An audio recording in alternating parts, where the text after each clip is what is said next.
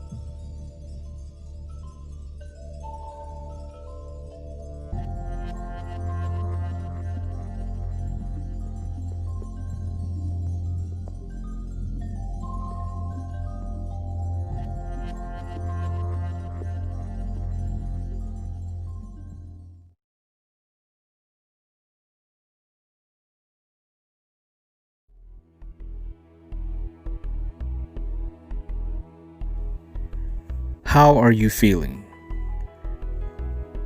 Take a moment to do a self-check-in for yourself. How are you feeling mentally? How are you feeling emotionally? How are you feeling physically? How are you feeling spiritually? Are you feeling balanced? Are you still journeying on an intentional, purposeful path? How are you feeling?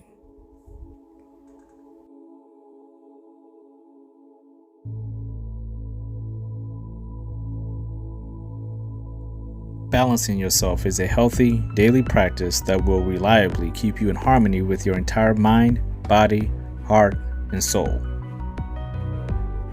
Clear your mind. Take a moment of silence for yourself right now in the moment. You are here now. How are you feeling?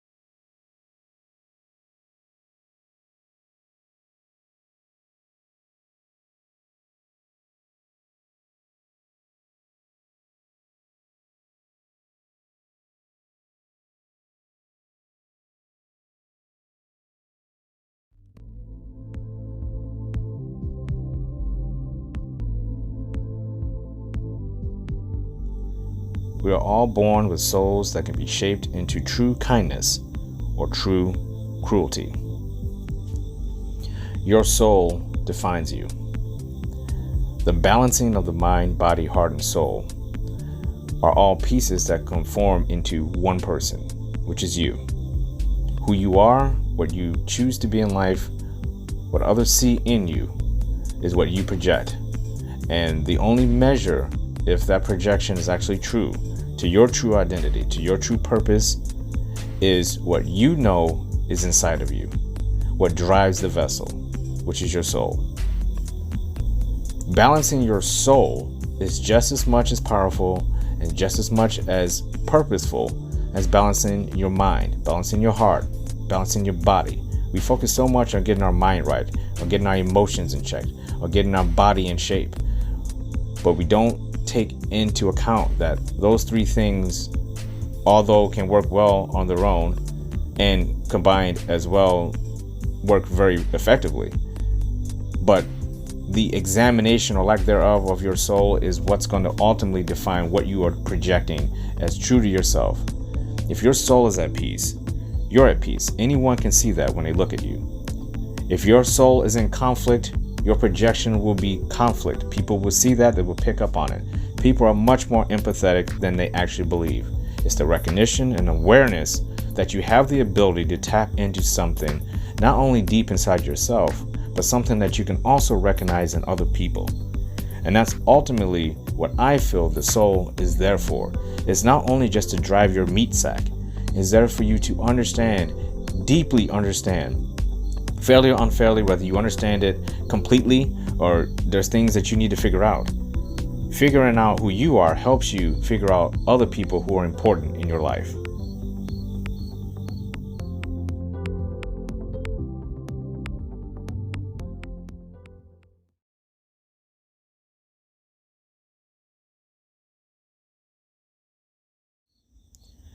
Your soul drives your body, sees through your eyes, feels all that you could possibly feel, is connected to your beautiful mind. The world may feel complex, but your soul endures each hardship, failed opportunity, abandoned relationships, and your darkest hours. As long as you continue to breathe, your soul is connected to the mind, body, and to the heart. The connection to the heart is vital. A connection to a cold heart leads the mind, body, and soul towards cruelty, resentment, jealousy, unforgiveness, excuses, selfishness, a lack of compassion, and empathy. If the soul is tethered to a heart of warmth, then it's connected to the opposites of the cold heart consequences and realities. Our soul drives us, but we need to give it a purposeful direction. A soul tethered to empathy, compassion, joy, peace, self-love, self-confidence, purpose, fulfillment, happiness, forgiveness, gratitude, and above all, love. That soul is a friendly and kind soul. A friendly soul is loyal, consistent, thoughtful, passionate, apologizes and owns up to its mistakes, holds itself accountable, strives for greatness, and sees the true value in every person, place, and thing. The kindness within our souls is not something that can be bought, manipulated, controlled, or contained in toxicity. It is a force of nature, vital to this world. Our souls are what we grow them to be. We must trust ourselves enough to grow our souls just as powerfully as we grow our minds, our hearts, and our bodies. Our soul is our most valuable asset in life. Be kind. Be friendly. Grow a powerful soul that is unique to you and is purposeful in this world.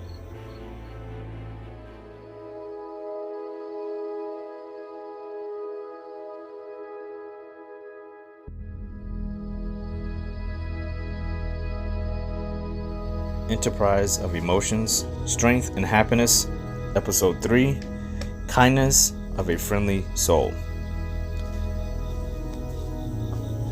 I think we all know people, I truly believe we all know people that have people in their life that run the full spectrum from the most sweetest, kindest person all the way over to the most cruelest and downright hateful person who is where if you put on the light and dark scale, you said they're in the darkness, and the people who are friendly, they're in the light.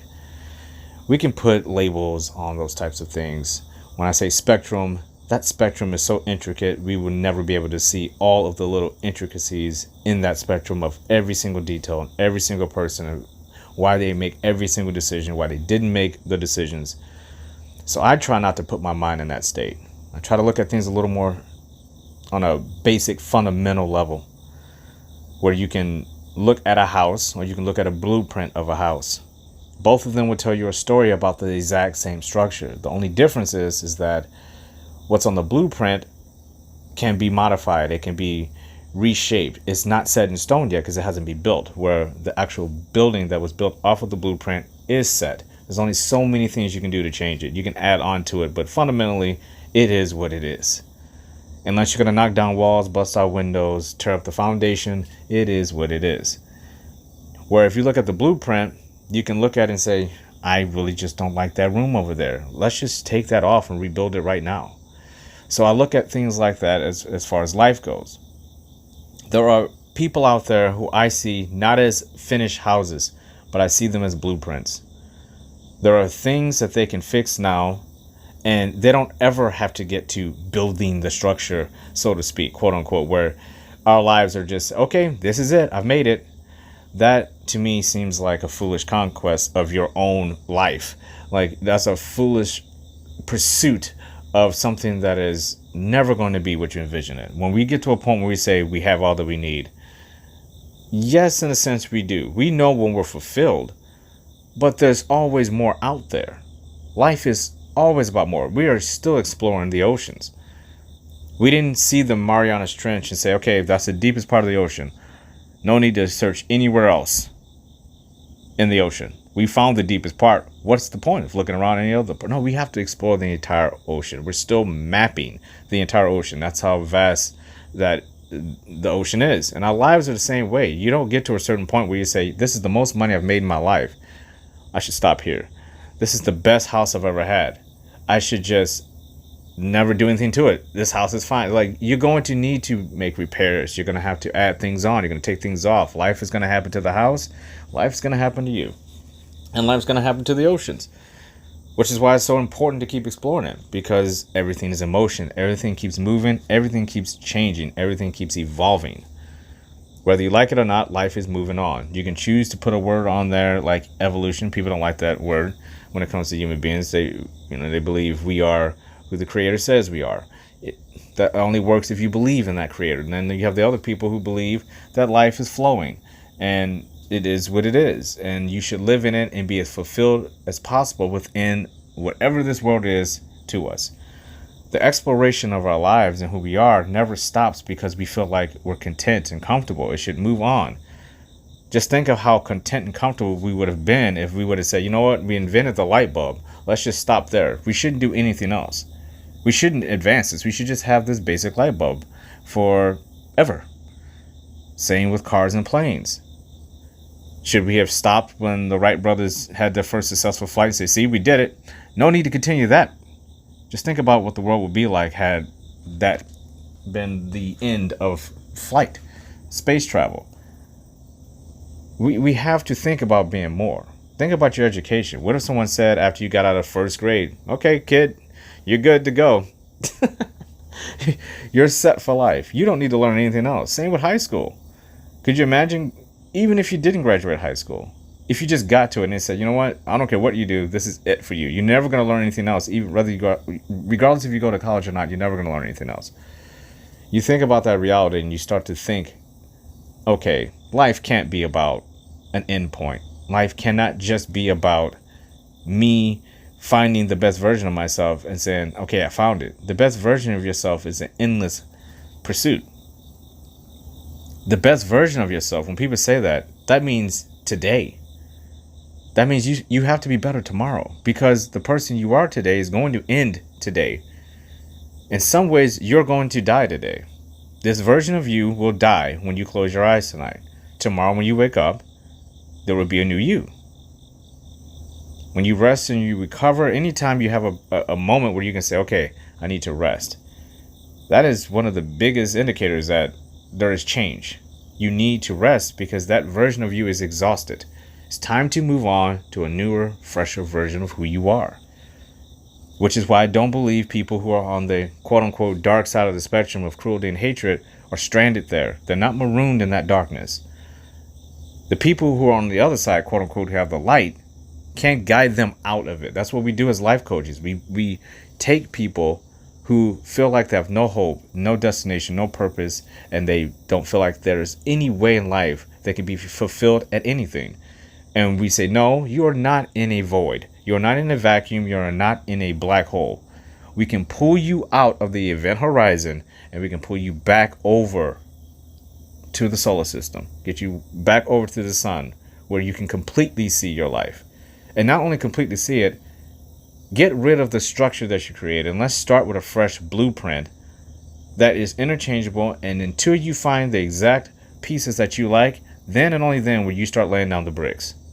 And even after you get the house built, after you get the structure built, you're going to still be adding on and taking off as needed, because life is going to change around you. One storm can change your entire house. A lightning bolt could go straight through your roof. You can have a tornado lift your house straight off the foundation. So just because you build something does not mean it's permanent. There is no structure on this planet that is permanent, especially if it was built by a man or a woman. So we have to always think about where we're at in life. Just because it feels like there's darkness, there's always a way out of it. And believe me, if you believe you're safe in the light, you can be drawn to the darkness as well. There's a curiosity about darkness. We think about this all the time.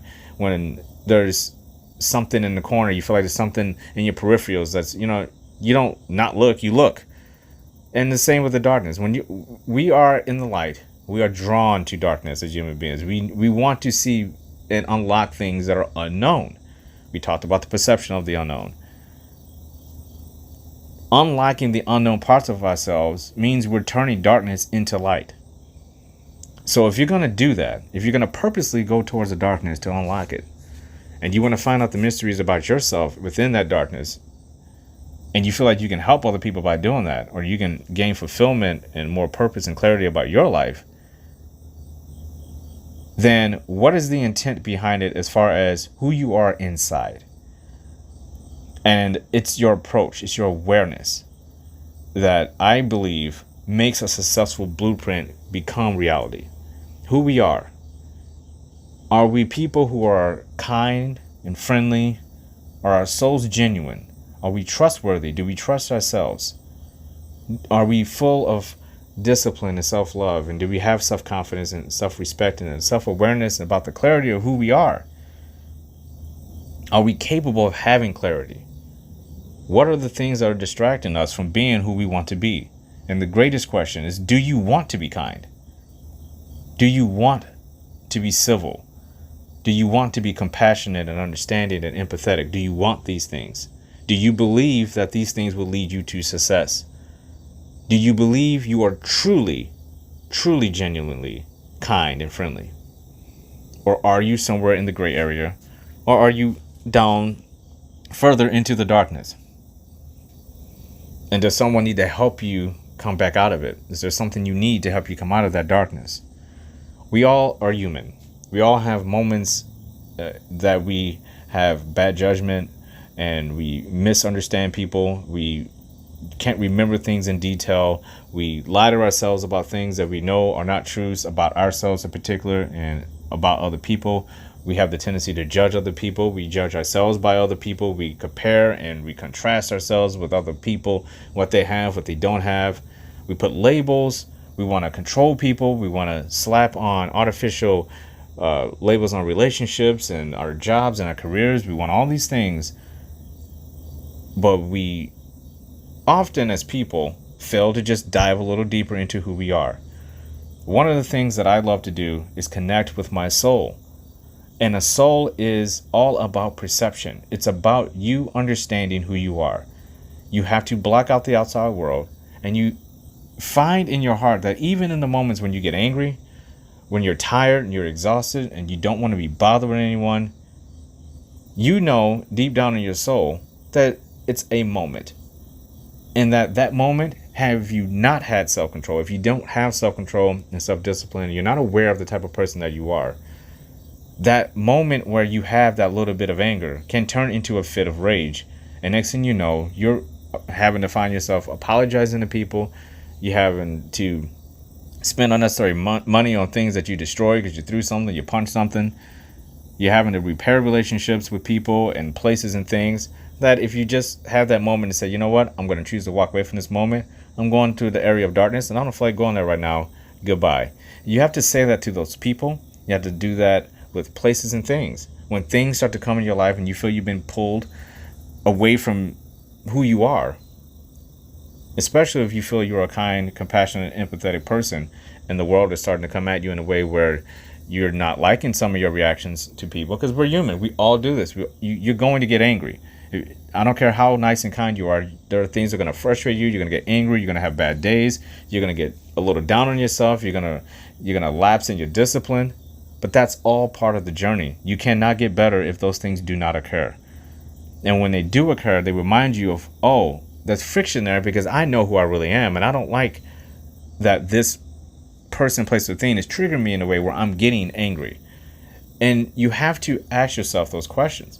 And I think a friendly, kind soul, a person who is completely understanding and knows, hey, I'm going to hold myself accountable for this. I'm upset. Why am I upset? I'm depressed. Why am I depressed? I'm lonely. Why am I lonely? A person who is genuinely kind and friendly, and we'll get to why I keep using those words in a second, who are genuinely kind and friendly, are the people who are going to ask those questions because they want to remain in that. It's a place of purity for them. It doesn't mean that they're perfect. It doesn't mean that they're right. It just means it's a comfortable place for them that gets them to where they want to be in their peace and their joy and their purpose. And they feel fulfilled in life because they understand that the work to be a good person is often tested far more than people who are just selling into being a bad person. How much work does it take to be bad? We can do a bad thing every single second. It takes discipline and focus and a self-respect level for yourself to not be a bad person. We know when we are capable of doing something that is not right. We know when we're about to be triggered and say something we shouldn't say, do something we shouldn't do. And it's the choices we make that makes us a kind person, a friendly person. Let's take the word friendly. What does that mean? We are a friend. When you are a kind person, you're a friendly person, you often are going to be a good friend, which is why I like that word friendly. Because that means I'm open to the opportunity of establishing a relationship with you that is not just superficial and surface level and we remain acquaintances and we kind of are friends, but we're not. It's the acceptance of saying, hey, I value you and I would love to invest in your life because I feel like you value me and I appreciate the fact that you might want to invest in my life. Being friendly is about not assuming that everything in your day is going to be bad, that every person you meet is going to be bad, that everything that you get is going to go wrong. There's something in this world that is holding you down, this force of nature, that darkness we were talking about, that it's saying, hey, you belong over here. There's nothing wrong with going into the darkness. You don't have to stay in it. That staying in it part is a choice. Or it's a lack of strength and understanding of why you're there in the first place. How many times have you gone to a place of darkness only to realize later on that you were even in it? I think that's an important part. That a lot of times in life, we don't even realize where we're heading. We have no idea that we're even in the darkness, but we've been in it for 3 months, a year, 2 years. And you look back on it and say, wow, that was insane. What did I just go through? And why did I go through it? How did that happen? That's when you have to start saying, okay, the structure I have here, something's wrong. Let's go back to the blueprint. I think kindness is something that is linked to a healthy, purposeful, peaceful soul. I believe kindness is something that separates people from people who are just trying to get by in life. The people who are, which is, again, everybody's life is different. You are who you are. Either you love who you are or you hate who you are. That's on you. You have to own up and be accountable for it. Each person has to do that. Whoever wants to walk the walk, if that's what you believe, that's what you need to do it. It's up to each individual to figure out what they want to have from their lives, not other people. The people who come to life coaches and to mentors and to pastors and to teachers and to counselors and to therapists, They're going there on their own free will, and it works better that way. The people who are forced to go there, a lot more work to be done. That's why I salute therapists, because a lot of times they're getting people who don't want to be there. Same with counselors who don't want to be there. And that takes a lot of hard work. Life coaches, we have it easy. People, we talk to people and they actively want to change something in their life. They want to dive deeper. That's what makes life coaching so fun, because you're not going to ever deal with somebody who's uninspired. And if you do, it's not going to work out. You tip your hat to them and say, you know what? Best of luck to you. I wish you well. What we have to stay in the mindset of is, if you believe you're a kind person, what does that entail, and what are the benefits of that? Because again, these are choices. So why would you want to be a kind person in this world where there is a lot of people who aren't kind, a lot of unfriendly people, a lot of people who aren't fulfilled, who don't have joy, who don't smile, who don't have peace, who certainly don't have purpose? What do we do with these people in life? Well, one way of dealing with people like that is you just being you. We have to block out all that noise. It has nothing to do with you. How other people are, if they're friendly, unfriendly, happy or unhappy, really has nothing to do with you. Yes, it's frustrating. Yes, they will piss you off. But you have to know when to walk away and mean it. A person who can walk away from any relationship and mean it based on what they want out of life and their values and their purpose and how they feel at peace, they have every right to do that. And if they want to do that, who has the right to tell them they don't have the right to walk away or to change something for themselves? Which is why I think a kind and friendly soul, a person who has those things, sometimes are looked upon as if, again, we've talked about this in previous podcasts, so I won't go too deep into it, but when you have self-love, some people take it as selfishness, and they take it as you have an inflated ego and you're narcissistic.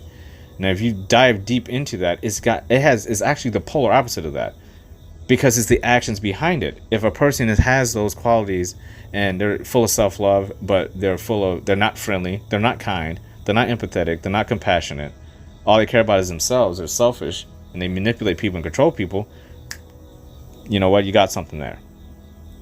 But if you're looking at somebody who has self-love for themselves, and they also exhibit traits of self-control, self-respect, self-discipline, they're striving to be better, they have purpose, they're giving more than they take, they're invested only in relationships that are returned, and those people are invested in them. They don't need people, they like having people around.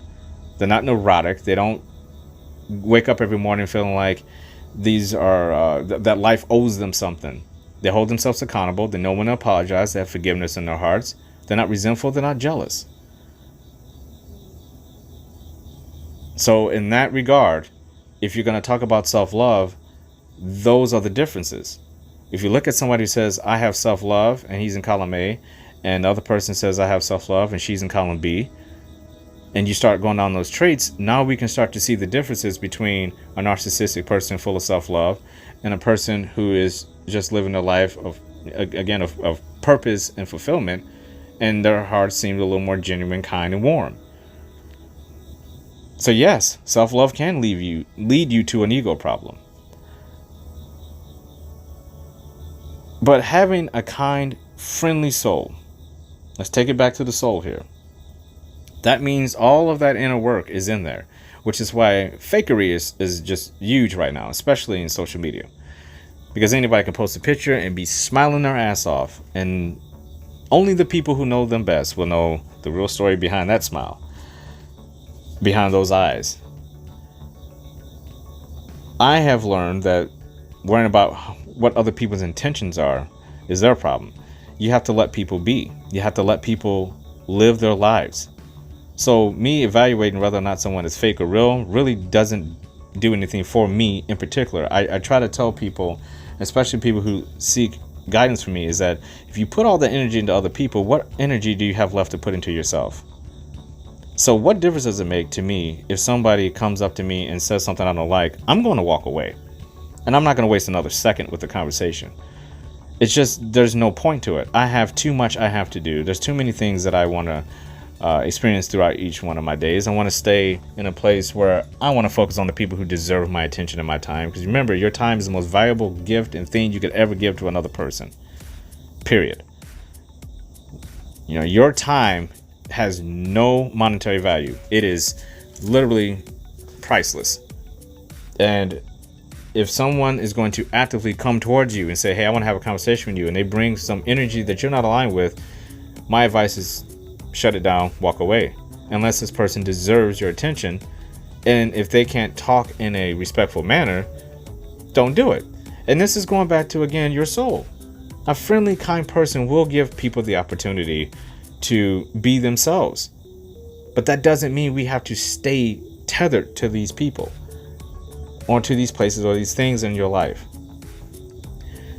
If you're kind and friendly, you're going to want to align with other people who are kind and friendly and have souls that have the desire, the willingness, the fortitude to want to be better.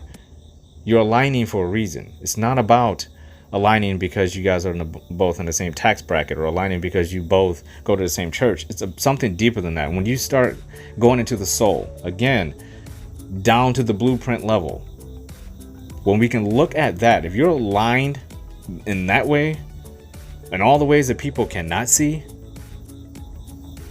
now you have something when it comes to valuing someone in friendship, in any type of role.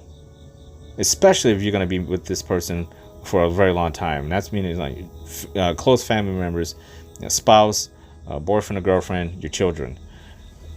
These things go without saying that they're very important that you're aligned with these people. Otherwise, their time with these people has to be diminished.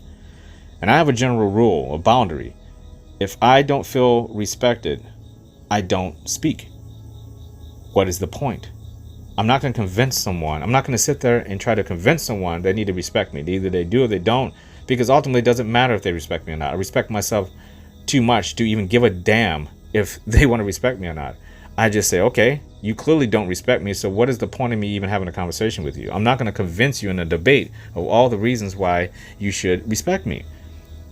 A kind person does things like that because they're going to respectfully not argue with you. They're going to respectfully not interact with you because it's a negative situation. They're going to naturally want to go to someone and have a conversation with them that is respectful, that is friendly, to a person who does have a warm soul.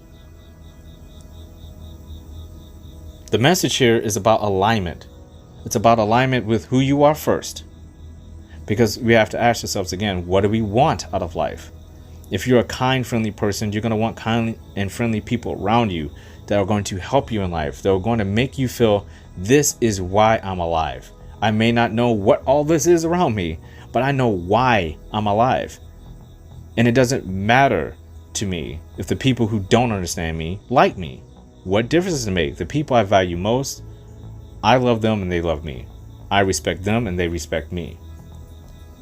So if you have a heart that is cold, and again, you're full of anger and resentment, that's probably what you're going to align with. It's going to be very difficult for you to align with someone who is kind and friendly long term. You may be able to fool them for a few months, but long term, it's not going to work. Fakery doesn't work when it comes to the soul, which is why I like to dive into the soul as deep as possible, because there's no fakeness in there. You can fake it to other people, but again, we're talking about internally. You can't fake yourself. You may be able to mask some things, you may be able to run away from some things temporarily, but eventually who you are is going to spill over. It's just going to spill over. You're going to go through trials and errors that are going to expose that fakery. And a person who is not aligned with you is going to see right through it. The people who are aligned with you probably won't even notice the difference because they're doing the exact same thing. So I feel like if you're going to be a person and you're going to say, hey, I want nice people around me, I want friendly, kind, purposeful souls around me, do the inner work. Do you have what you're wanting? Are you what you want from other people? Value for value, investment for investment, blueprint for blueprint. Your blueprint is going to dictate what people help you build your structure. Do you want people building your structure who don't like you, who are resentment, who might put some cracks in your foundation to spite, to be vengeful, or they haven't gotten over something? Or do you want people who are actively excited about building your structure better than you ever believed it could be built. I'd say that I would rather have the people who are excited in my life to help me build something. And the only way I'm going to do that is that I have to be the person I'm demanding other people be for me as well. If I want positive, friendly, purposeful, fulfilled people in my life that I'm aligned with, I have to be that way too. But not only on the surface level and say all these things and do all these things, I have to be that way on the inside. I have to genuinely be an honest, truthful person to myself, to my soul, the person who's driving the meat sack. I have to have that soul be true. Now I can walk. Now I can understand life and see life through the things that I want from it. If I want beauty from life, I have to be beautiful myself, not externally, internally. If I want life to give me everything that I want, I have to be everything that I want myself to be first. You're going to get out of life what you start for yourself. It has to start with you. Being kind and friendly will bring people in your life that are going to give you that. And the people who aren't kind, who aren't genuine, who don't have true self-love, they will phase out of your life. You'll know because you know you. You will know you, and you will know a powerful you. You will know you that has clarity. You will know you that has awareness that there is more. There is nothing you can do for yourself more than to understand yourself and be true for who you are. Who you are has to be full of truth. You have to own up for everything, and you have to own up to every person that you feel like you want in your life, and you need to say, okay, what is it that I like about these people, this person, this place or thing, and why is it that I want to keep them here? And do I understand what it takes to keep this person, place or thing? Are they aligned? Am I ready? If the answer is yes, then you need to do what you need to do to get those things, which is work on yourself. You have to work on yourself. Nothing is going to come falling out of the sky right in your lap because you woke up one day and looked at the stars and says, I wish you would just help me be better. I want the perfect relationship. I want the perfect house and the perfect income. You have to actively do these things. If there's something bothering you, get on it. Start working on it. We're not perfect. No one's perfect. Those days where they're dark and we're mad and we're pissed off, guess where you can return to that's safe every single time? The blueprint of who you are. The blueprint of your soul. The blueprint of your soul is what's going to push you through all of that darkness. It's going to align you with people who truly care about you. It may take a while. Nothing in this world is going to always just turn overnight. Some things do, a lot of things don't. You have to be patient. You have to understand the process. You have to be patient with people. You have to understand people. You have to be patient with places. You have to understand places. You have to be patient with things. You have to understand things. All of these things are in your life. They're in your blueprint. Be kind. Be friendly. Tap into your soul. Truthfully. With purpose. With the outcome should be fulfillment. It should be a life of fulfillment. That should be the outcome of your blueprint for your soul. Give more than you take. Appreciate and be grateful for the people, places, things in your life. And are you aligned truthfully with these things? Those are the things that are going to get you through each day. When this version of yourself dies today, what version of yourself is going to wake up tomorrow?